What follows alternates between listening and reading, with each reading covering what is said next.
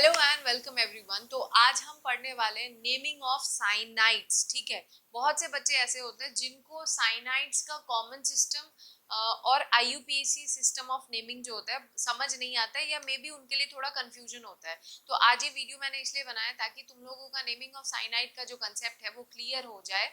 So let's start a video. देखो, सबसे पहले तो हमें ये समझना है कि साइनाइड्स में कौन आते हैं और इनका मेन फंक्शनल ग्रुप कौन होता है। ठीक है, तो साइनाइड्स का जो जनरल फॉर्मूला होता है वो क्या होता है, हम कहाँ पे लिखे, साइनाइड्स का जो जनरल फॉर्मूला होता है वो RC ट्रिपल बॉन्ड N होता है ना। तो यहाँ पे इसका मेन फंक्शनल ग्रुप ये है। इसका मेन फंक्शनल ग्रुप क्या होता है, ये होता है। ठीक, अब हमें यहाँ पे याद रखना है कि इसको कॉमन सिस्टम में कैसे नेम किया जाता है और इसको IUPAC में कैसे नेम किया जाता है। ठीक है, तो जब तुम कॉमन सिस्टम में नेमिंग करोगे ना तो इसका नाम कैसे लिखोगे, एल्काइल, एल्काइल साइनाइड, है ना। और जब तुम इसको IUPAC में नेम करोगे तो IUPAC में हमेशा इसे लिखा जाता है एल्केन नाइट्राइल्स। कैसे लिखोगे, एल्केन नाइट्राइल्स। ठीक है, तो ये है इनके लिखने के तरीके। अब इसको कैसे किया जाता है हम वो समझेंगे। उससे पहले मैं एक और बात ये बताऊंगी कि जब हम कॉमन सिस्टम में लिखते हैं ना, कॉमन सिस्टम में जब इसका नाम लिखा जाता है तो एक और बात है जिसको ध्यान दिया जाता है, और वो बात ये है कि जैसे अगर मैं इसका एग्जांपल लेती हूँ, ठीक है, CH3CN।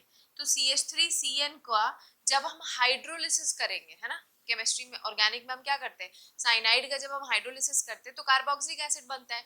तो साइनाइड का जब हम हाइड्रोलिसिस करते हैं तो ये क्या बना देगा, कार्बोक्सिलिक एसिड, है ना। तो क्या बन गया, CH3COOH, है ना।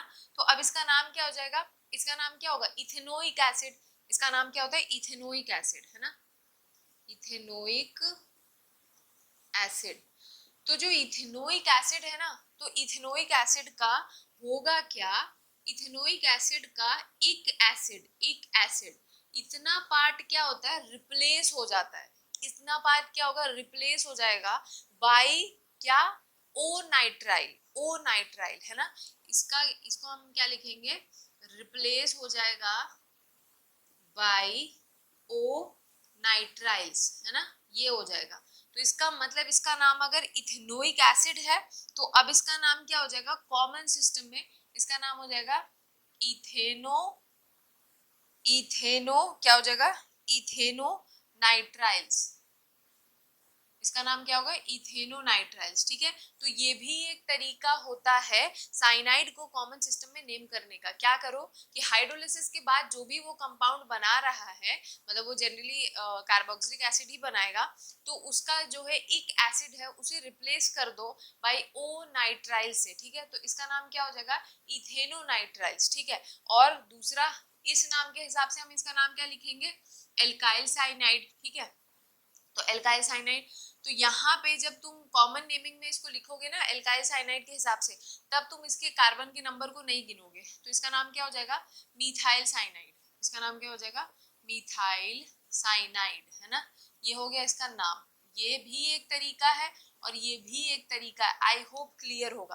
अब अगर IUPAC में इसका नाम लिखोगे तो IUPAC में इसका नाम क्या हो जाएगा, एल्केन नाइट्राइल ना। जब IUPAC में हम साइनाइड्स को नेम करते हैं तो उसके कार्बन को हमेशा हम काउंट करते हैं। तो इसका नाम क्या हो जाएगा, मीथेन, इथेन, इथेन नाइट्राइल्स। इसका नाम क्या हो जाएगा, इथेन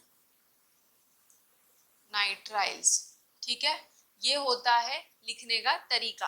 अब हम सेकंड वाले में आते हैं। सेकंड वाले में देखोगे तो इसका नाम क्या हो जाएगा, इथाइल साइनाइड, इथाइल साइनाइड। और सेम इसको अगर तुम हाइड्रोलाइज करोगे तो ये वाला पोर्शन COOH में बदल जाएगा। अब COOH में बदलने का मतलब 1 2 3 प्रोपेनोइक एसिड बनेगा। तो ओइक इक एसिड हटा दो प्रोपेनोनाइट्राइल से, तो इसका नाम क्या हो जाएगा, प्रोपेनो नाइट्राइल्स। ये हो गया इसका नाम। और IUPAC में इसका नाम क्या हो जाएगा, इसके कार्बन को काउंट करेंगे ना, मीथेन, इथेन, प्रोप, तो क्या हो जाएगा, प्रोपेन नाइट्राइल्स। इसका नाम क्या लिखोगे तुम, प्रोपेन नाइट्राइल्स। ठीक है, तो ये हो गया। अब जरा तीसरे पे आओ। तीसरे पे क्या लिख दोगे, 1 2 3 4, 4 है ना, सॉरी इसका ये तो काउंट नहीं करोगे ना, 1 2 3, तो क्या हो जाएगा, प्रोपाइल साइनाइड। प्रोपाइल साइनाइड और एंड दूसरा 1 प्रोपाइल साइनाइड और दूसरा नाम क्या हो जाएगा, ब्यूटाइरो नाइट्राइल्स। ठीक है, ये हो गया इसका नाम। और इसका नाम क्या हो जाएगा, methane ethane propane butane nitrile. इसका नाम क्या हो गया, ब्यूटेन नाइट्राइल्स। ठीक है, अब हम लास्ट वाले पे आते हैं। लास्ट वाले में क्या है, इसमें देखो, अब इसमें कोई दिक्कत नहीं है, हम यहाँ पे करते हैं जरा साफ तरीके से। हम यहाँ पे क्या करेंगे, नंबरिंग करेंगे। इसको अगर तुम देखो तो ये बहुत कॉमन सिस्टम में, ये बहुत फेमस होता है। इसे क्या बोलोगे, आइसोप्रोपाइल साइनाइड। इसका नाम क्या हो जाएगा, आइसोप्रोपाइल साइनाइड, आइसोप्रोपाइल साइनाइड।